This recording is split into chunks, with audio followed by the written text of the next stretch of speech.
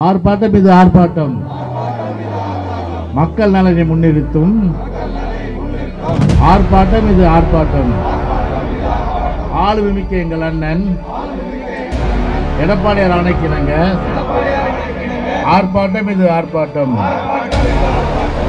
விடியாரசே விடியாரசே வழிவிடு வழிவிடு மக்கள் அச்சமின்றி வாழ வழிவிடு வழிவிடு காப்பாற்றிடு காப்பாற்றிடு அஸ்னாபுரம் ஏரியை காப்பாற்றிடு காப்பாற்றிடு தடுத்திடு தடுத்திடு அஸ்னாபுரம் ஏரியில் கழிவுநீர் கலப்பதை தடுத்திடு தடுத்திடு காப்பாற்று காப்பாற்று அஸ்னாபுரம் பகுதி நிலத்தடி நீரை காப்பாற்றிடு காப்பாற்றிடு பாதுகாத்திடு பாதுகாத்திடு அஸ்னாபுரம் பகுதி ஏரிகளை பாதுகாத்திடு பாதுகாத்திடு முன்னிலை வைத்துக் கொண்டிருக்கின்ற பாசத்திற்கும் அன்பிற்கும் உரிய அருமை சகோதரர் மாவட்ட கழகத்தினுடைய ஆற்றல் மிக்க செயலாளர் தமிழ்நாட்டிலே நம்முடைய கழக மாவட்டத்தில் ஒரு பெரிய வரலாறு நம்முடைய செங்கல்பட்டு மேற்கு மாவட்டத்திற்கு உண்டு. அந்த வரலாறு என்னவென்று சொன்னால், எந்த மாவட்டத்திலும் ஆர்ப்பாட்டம் தலைமை கழக அறிவிப்பு தவிர மாவட்ட கழகத்தின் சார்பாக அதிகமான அளவுக்கு ஆர்ப்பாட்டங்கள் நடைபெற்ற ஒரே மாவட்டம் என்று சொன்னால் நம்முடைய செங்கல்பட்டு மேற்கு மாவட்டம்தான். எனவே அப்படி ஒரு உந்துதல், கழக சகோதரர்கள் அரவணைத்தல் மற்றும் பொதுமக்களுடைய அன்றாட பிரச்சனைகளை இந்த விடியா திமுக அரசிற்கு எடுத்து சொல்ல வேண்டும் என்ற வகையில் ஜனநாயக ரீதியிலே ஆர்ப்பாட்டம் நடத்தப்பட வேண்டும் என்று நம்முடைய மாவட்ட கழக செயலாளர் அவர்கள் அதற்குரிய அந்த முன்னேற்பாடுகளை செய்து இன்றைக்கு முன்னிலை வகித்து தமிழ்நாட்டில் நம்முடைய செங்கல்பட்டு மேற்கு மாவட்டம் முன்னிலையான மாவட்டம் என்பதை நிரூபித்திருக்கிறது நம்முடைய மாவட்ட கழக செயலாளர் பாசத்திற்குரிய அன்பு சகோதரர் முன்னாள் நாடாளுமன்ற உறுப்பினர் சகோதரர் சிட்லப்பாக்கம் ராஜேந்திரன் அவர்களே, இந்த நிகழ்ச்சியிலே கலந்து கொண்டு சிறப்பித்திருக்கின்ற நம்முடைய அனைத்துலக எம்ஜிஆர் மன்றத்தினுடைய ஆற்றல் மிக்க தலைவர், அவருடைய பாசத்திற்கும் அன்பிற்கும் உரிய இணைய சகோதரர் அருமை சகோதரர் முன்னாள் அமைச்சர் டி.கே. சின்னையா அவர்களே, இந்த நிகழ்ச்சியிலே கலந்து கொண்டு சிறப்பித்திருக்கின்ற அருமை சகோதரர் நம் அனைவரும் வரவேற்றிருக்கின்ற சகோதரர் அன்பிற்குரிய அஸ்தனாபுரம் பகுதி கழகத்துடைய ஆற்றல் மிக்க செயலாளர் சகோதரர் ஆர் அருணாச்சலம் அவர்களே, மற்றும் மாமன்ற உறுப்பினர் அருமை கிருஷ்ணமூர்த்தி அவர்களே, மற்றும் விஜயநாதன் அவர்களே, பத்மநாபன் அவர்களே, கராத்தா ஸ்ரீ ஸ்ரீதர் அவர்களே, வி ராகன் அவர்களே, குணசேகரன் அவர்களே, மற்றும் முன்னாள் சட்டமன்ற உறுப்பினர் திருமதி கனிதா சம்பத் அவர்களே, முன்னாள் சட்டமன்ற உறுப்பினர் அன்பு சகோதரர் திரு தன்சிங் அவர்களே, முன்னாள் நாடாளுமன்ற உறுப்பினர் அருமை சகோதரர் கே. ராமச்சந்திரன் அவர்களே, கே.எஸ். மலர்மன்னன் அவர்களே, எம். பொன்னுசாமி அவர்களே, டி. வனஜா அவர்களே, சரஸ்வதி ஜெய்சங்கர் அவர்களே, மற்றும் பி.கே. பரசுராமன் அவர்களே, மற்றும் வருகை தந்து சிறப்பித்திருக்கின்ற அருமை சகோதரர்கள் அன்பிற்குரிய எம்.ஏ. சத்யசீலன் அவர்களே, கே.சி. வினோத்குமார் அவர்களே, பகுதி கழகத்துடைய செயலாளர்கள் அருமை சகோதரர் எம்.கே. சதீஷ் அவர்களே, ஆர். சுபாஷ் அவர்களே, டி. ஜெயபிரகாஷ் அவர்களே, ஜெகநாதன் அவர்களே, அப்பு என்கின்ற வெங்கடேசன் அவர்களே, எஸ். சந்திரசேகர் ராஜா அவர்களே, மற்றும் அருமை சகோதரர்கள் அன்பிற்குரிய தரணி அவர்களே, செல்வராஜ் அவர்களே, சீனிவாசன் அவர்களே, வெங்கடேஷ் அவர்களே, கே. கோபால் அவர்களே, மற்றும் அருமை சகோதரர் அன்பிற்குரிய பாசத்திற்குரிய அருமை சகோதரர் அன்பிற்குரிய பகுதி கழகத்தினர் செயலாளர் அனகை வேலாயுதம் அவர்களே, மற்றும் அஸ்தனாபுரம் பகுதி கழகத்தை சார்ந்த என்னுடைய அருமை நண்பர்களே, மகளிரை சார்ந்த சகோதரிகளே, மாவட்ட கழக நிர்வாகிகள், மாவட்டத்துடைய பிற அணி செயலாளர்கள் மற்றும் கழகத்திலே பல்வேறு பொறுப்புகளை வகிக்கின்ற ஆற்றல் மிக்க நண்பர்கள், பத்திரிகை சார்ந்த இனிய நண்பர்கள் அத்தனை பேருக்குமே என்னுடைய முதற்கண் மகிழ்ச்சி கலந்த வணக்கத்தை நான் இந்த நேரத்தில் தெரிவித்துக் கொள்கின்றேன். இந்த விடியாத திமுக அரசு பொறுப்பேற்று இன்னும் 6 மாதங்களிலே தேர்தல் சந்திக்கின்ற ஒரு சூழ்நிலை. இந்த 6 மாதத்தில் தேர்தல் சந்திக்கின்ற சூழ்நிலையில் இன்றைக்கு தமிழ்நாடு என்று எடுத்துக்கொண்டால் ஒரு போராட்டக்களம், ஒரு ஆர்ப்பாட்டக்களம், ஒரு இந்தியாவிலேயே ஒரு அமைதி இல்லாத ஒரு மாநிலம், இந்தியாவிலேயே கஞ்சா, ஹெராயின், பிரவுன் சுகர், மெத்தபெட்டமின், அதே போன்று பல்வேறு போதைப் பொருட்கள் நடமாடுகின்ற அந்த ஒரு கலாச்சாரம். அது மட்டுமல்லாமல் இந்தியாவிலேயே சட்ட ஒழுங்கு மிக மிக மோசமடைந்து மக்கள் அமைதி இல்லாமல் நிம்மதி இல்லாமல் வாழக்கூடிய ஒரு சூழ்நிலை.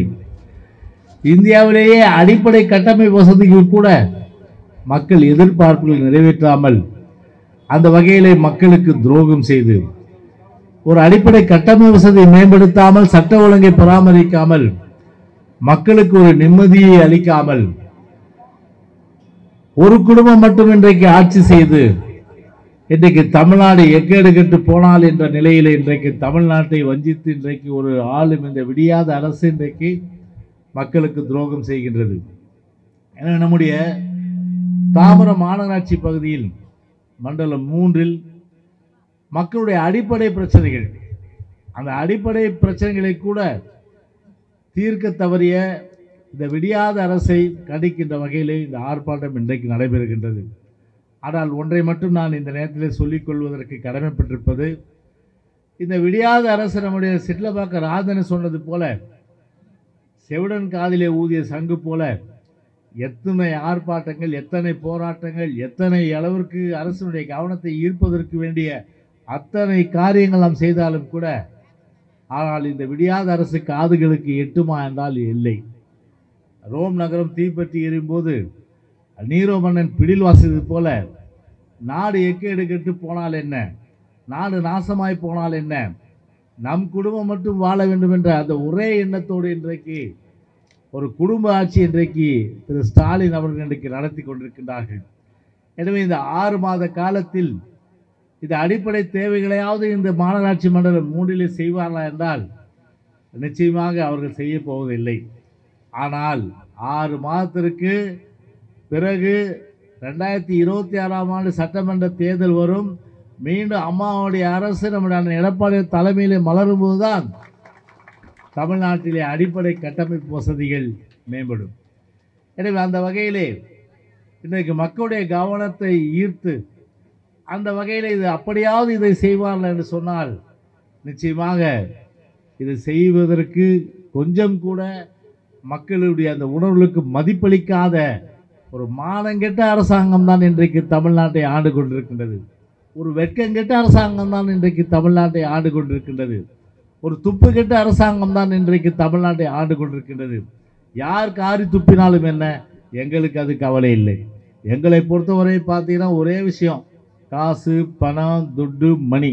காசு, சுத்தமாக சொல்லுங்க, காசு, பணம், துட்டு, மணி. இதுதான் எங்களுடைய ஒரே எண்ணம், ஒரே ஆப்ஜெக்ட், ஒரே எய்ம். இந்த குறிக்கோளோடு தான் நாங்கள் போக முடிய.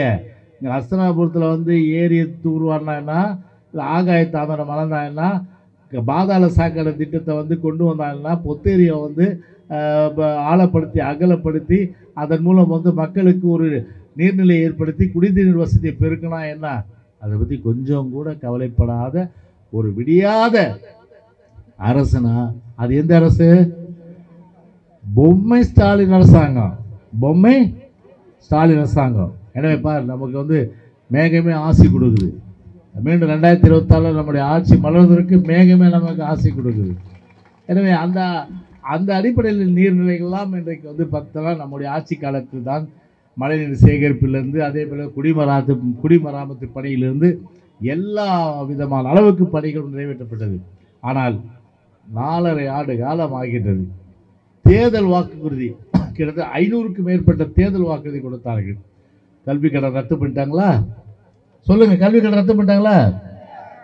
உங்க வீட்டில் படித்து இன்னைக்கு பார்த்தாங்க, அவங்க வந்து கல்வி கடன் வாங்கியிருக்காங்க. ஆட்சிக்கு வர்றதுக்கு முன்னாடி தேர்தல் வாக்குறுதி சொன்னாங்க. அவங்க ஆட்சிக்கு வந்த உடனே கல்வி கடன் அத்தனை ரத்து பண்ணணும், கல்வி கடன் ஒன்றும் ரத்து பண்ணல. சரி, கேஸ் மானியம் ஒரு சிலிண்டருக்கு 100 ரூபாய் தரேன்னாங்க, கொடுத்தாங்களா? 100 ரூபாய் கொடுத்தாங்களா? கொடுக்கல. சரி, 100 ரூபாய் கொடுக்கல. லேப்டாப்பு மாணவர்கள், அம்மா பாரு எவ்வளோ பெரிய அளவுக்கு பார்த்து ஒரு தொலைநோக்கு பார்வை அம்மாவுக்கு. கொரோனா வருதுன்னு தெரியாது அம்மாவுக்கு, ஆனால் அந்த கொரோனா வந்தது.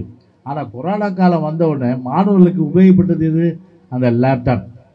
அந்த லேப்டாப்பை வச்சு ஆன்லைன் கிளாஸ் எல்லாம் வந்து அன்றைக்கி நடத்தப்பட்டது. அன்றைக்கி மாணவர்கள் பயன்பெற்றாங்க. அறிவுபூர்வமாக வந்து மாணவர்கள் வந்து அம்மா வந்து உருவாக்குனாங்க. ஆனால் அந்த லேப்டாப் வந்து 4 வருஷமாக கொடுக்கல. ஆனால் இப்போ வந்து எலெக்ஷன் வர்றதுக்காக இளைஞர்களுக்கு வந்து லேப்டாப், அதாவது மாணவர்களுக்கு லேப்டாப் கொடுக்கணுன்றதுக்காக 5 லட்சம் லேப்டாப் கொடுத்து இப்போ அறிவிச்சிருக்காங்க. அப்போ ஏற்கனவே 4 வருஷம் வந்து வாங்காத மாணவர்களுக்கு அவங்களுக்கு என்ன பண்ண போகிறீங்க நீங்கள்? சரி, லேப்டாப் கொடுக்கல. அரசு ஊழியர் அவங்க கான்ட்ரிபியூட்டரி பென்ஷன் ஸ்கீம்லேருந்து ஓல்டு பென்ஷன் ஸ்கீம் மாற்றுவோம் அப்படின்னு சொன்னாங்க. மாற்றிட்டாங்களா? அதுவும் வந்து மாற்றலை. அதை சரி, அது ஒரு பக்கம் வந்து தேர்தல் வாக்குறுதி நிறைவேற்றல. நமக்கு என்ன பரிசு கொடுத்தாங்க இந்த 4 வருஷத்தில்? மின்சார கட்டணத்தை என்ன பண்ணாங்க? 3 முறை ஏற்றுனாங்களா இல்லையா? 3 முறை ஏற்றுனாங்க. மின்சாரம்னா ஷாக் அடிக்கும். ஆனால் எலக்ட்ரிக் பில்லை பார்த்தாலே இப்போ வந்து நமக்கு வந்து ஷாக் அடிக்குது. ஸோ அந்த அளவுக்கு வந்து கரண்ட் பில்லை 3 தடவை ஏற்றுனாங்க. நாங்கள் ஆட்சிக்கு வந்தால் கரண்ட் பில் என்ன பண்ணுவோம்? 2 மாதத்துக்கு ஒரு தடவை எடுக்கிறது, மாதத்துக்கு ஒரு தடவை எடுப்போம் சொன்னாங்களே இல்லையா? செய்யலை. சரி, அது பண்ணலாது. சொத்து வரி, வீட்டு வரி, பால், எல்லா குழந்தைகள்லேருந்து பெரியவங்க சாப்பிட்றது பால். அந்த பால் விலையை கூட வந்து ஈவு இருக்கமற்ற இந்த அரசாங்கம் முழுமையாக ஏற்றி அது மூலம் வந்து இன்றைக்கி வந்து ஒரு மக்களுக்கு கொடுமை செஞ்சுருக்கு. இப்படி ஒரு பக்கம் வந்து வரி உயர்வுகள், விலைவாசி உயர்வு. அம்மாவுடைய அரசில் வந்து ஒரு கட்டுக்குள் இருந்தது விலைவாசி உயர்வு. ஒரு சாதாரண நடுத்தர குடும்பம் பார்த்திங்கன்னா, ஒரு ஏழை நடுத்தர குடும்பம், அதே மாதிரி நடுத்தர குடும்பத்துக்கு மேலே இருக்க குடும்பம் மளிகை சாமான் வாங்கினா அம்மாவுடைய ஆட்சியில் 3000 ரூபா இருந்தால் போதும், 4000 ரூபா இருந்தால் போதும். ஏழை குடும்பம் வந்து மளிகை சாமான் மாதத்துக்கு வாங்கிட முடியும். நடுத்தர குடும்பமாக இருந்தால் 10,000 ரூபா ஆகும். ஆகுமா கதா? ஆனால் அரிசியிலேருந்து, பருப்புலேருந்து, உப்புலேருந்து, புளியிலேருந்து, மிளகாயிலேருந்து இப்படி எல்லாமே பார்த்தீங்கன்னா 10,000 ரூபாய்க்குள்ள கீழே தான் வரும். ஆனால் இப்போ எங்கேயாவது பார்த்தீங்கன்னா 10,000 ரூபாய்க்கு வாங்க முடியுமா? 10,000 ரூபாய்க்கு நீங்கள் குடும்பம் தள்ள முடியுமா?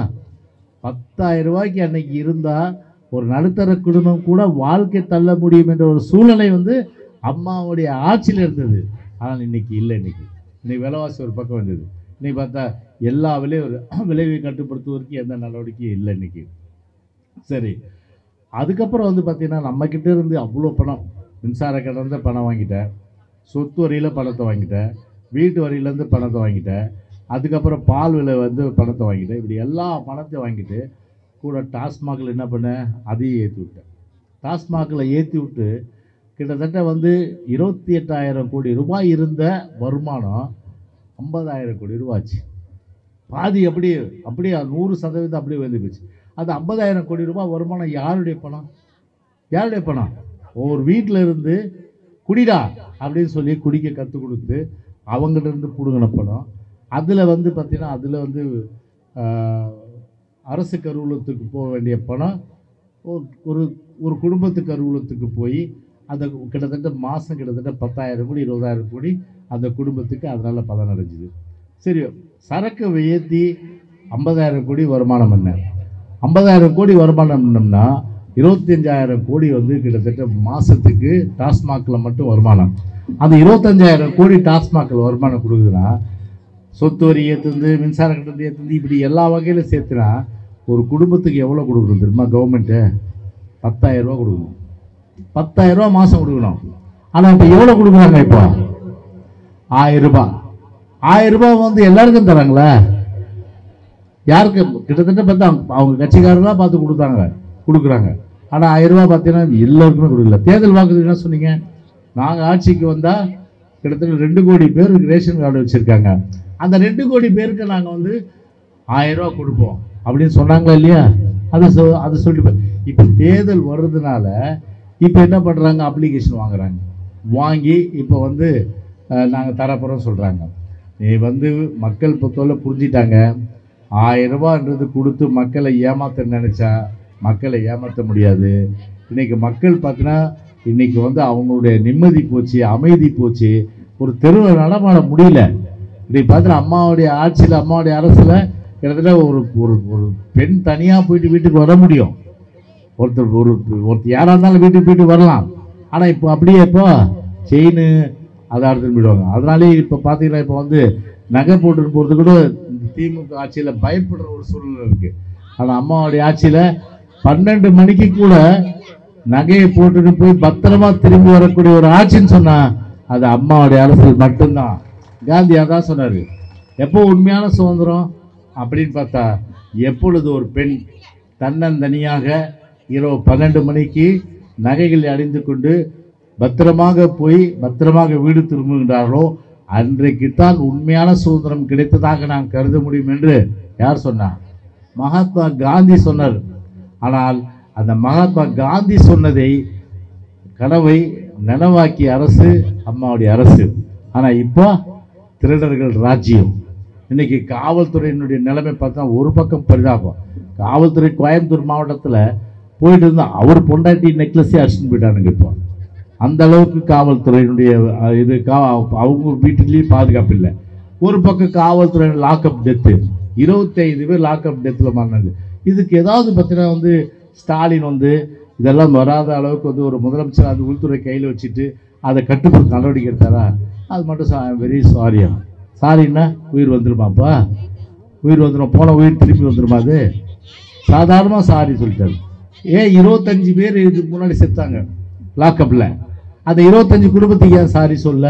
இப்போ தேர்தல் வருதுனால மட்டுமே வந்து சாரி சொன்னால் ஒரு முதலமைச்சராக இருந்து உள்துறை கையில் வைத்துக்கிட்டு காவல்துறையை கட்டுப்படுத்தி இன்னைக்கு வந்து ஒரு மக்களுக்கு ஒரு பாதுகாப்பு அளிக்க வக்கில்ல, துப்பு இல்லை. அப்படிப்பட்ட ஒரு நிலைமையில் இன்னைக்கு வந்து ஸ்டாலின் இருக்கிற ஒரு சூழ்நிலையில் சாதாரணமாக ஒரு சாரி கேட்குறேன்னா வெக்கம் இல்லை. அதுக்கு ஆட்சி விட்டு ஓடிடு. ஆட்சி நடத்துறா ஆட்சி விட்டு ஓடிடு.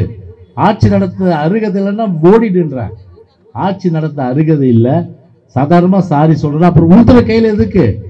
உள்துறையை விட்டுட்டு போங்க நீங்கள், தேவையில்லைன்னு சொல்லிட்டு.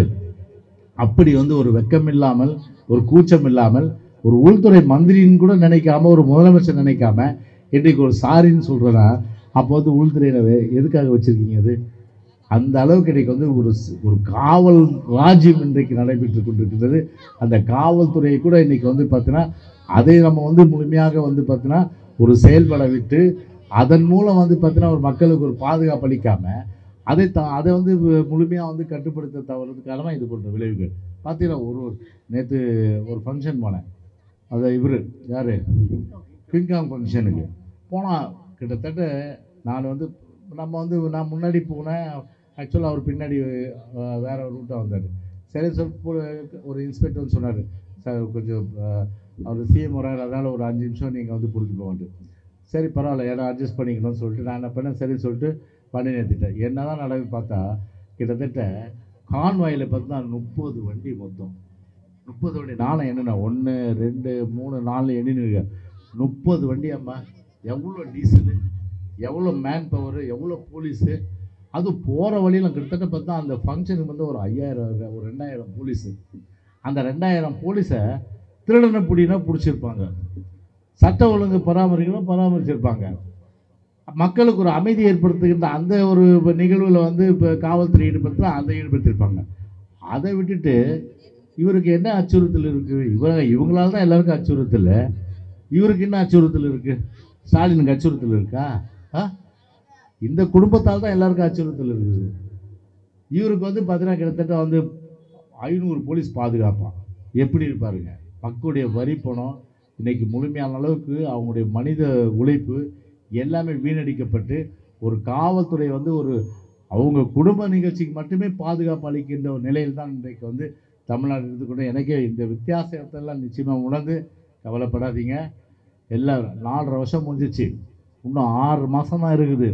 இந்த 6 மாதம் இதோட ஒரு வரலாறு திமுகன்னா மீண்டும் வந்து ஆட்சிக்கு வந்த வரலாறு திமுக கிடையாது. ஒரு தடவை ஆட்சிக்கு வந்ததுன்னா அதோட வீட்டுக்கு போயிடுவாங்க. புரட்சி தலைவர் எம்ஜிஆர் அவர் இருந்த காலகட்டத்தில் 13 வருஷம், எத்தனை வருஷம்? 13 வருஷம் வனவாசத்துக்கு திமுக அனுப்பினார். புரட்சி தலைவர் மறைவுக்கு பிறகு தான் கருணாநிதி 1989 அன்னைக்கு வந்து முதலமைச்சராக வர முடிஞ்சது. புரட்சி தலைவர் இருந்த காலத்தில் வர முடியல. அதே மாதிரி பார்த்தீங்கன்னா வந்து சுதந்திரம் பெற்ற இத்தனை ஆண்டுகள் தேர்தல் நடந்த காலகட்டத்தில் கிட்டத்தட்ட 31 ஆண்டுகள் எந்த கட்சிக்கு அந்த பெருமை இல்லை. ஒரே கட்சிக்கு 31 ஆண்டுகள் அது ஆண்ட கட்சின்னா தமிழ்நாட்டை அனைத்து இந்திய அண்ணா திராவிட முன்னேற்ற கழகம் தான் ஆண்டிருக்கு. மீண்டும் ஆண்டிருக்கு. 1977 வந்தோம், 80 வந்தோம், 84 வந்தோம். அதே போல் 2016 வந்து 2021 வந்தோம். திமுக எடுத்துக்க 89 வந்தது, 91 வந்ததா? வரல. 2006 வந்தது, 2011 வந்ததா? இல்லை. அதுக்கப்புறம் வந்து 2016 நம்ம வந்தோம். 2021 இவங்க வந்தாங்க. 2026 ரூபா அண்ணா திமுக தான் வரும். மீண்டும் நம்முடைய அம்மாவுடைய அரசு நம்முடைய எடப்பாடி தலைமையில் மலரும் என்று சொல்லி விடைபெறுகின்றேன். நன்றி, வணக்கம்.